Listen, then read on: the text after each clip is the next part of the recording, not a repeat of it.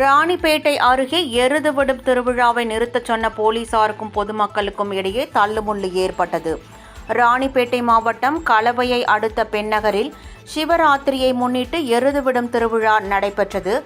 அப்போது இளைஞர்களால் விரட்டிவிடப்பட்ட காளை ஒன்று அங்கு பாதுகாப்பு பணியில் இருந்த காவலர் பிரபாகரன் என்பவரை முட்டி தள்ளியதில் அவருக்கு பலத்த காயம் ஏற்பட்டது. அவரை சக காவலர்கள் உடனடியாக மருத்துவமனைக்கு அனுப்பி வைத்தனர். இதனைத் தொடர்ந்து கலவை காவல் ஆய்வாளர் கவிதா எருதுகாட்டு திருவிழாவை நிறுத்துமாறு கூறியதாக தெரிகிறது. இதனால் ஆத்திரமடைந்த அப்பகுதியைச் சேர்ந்த இளைஞர்கள் போலீசாருடன் வாக்குவாதத்தில் ஈடுபட்டனர். அப்போது மீண்டும் எருதை ஓட்டி வந்தவர்களை ஆய்வாளர் கவிதா தடுத்தபோது அவரை உதாசீனப்படுத்தியதாக தெரிகிறது.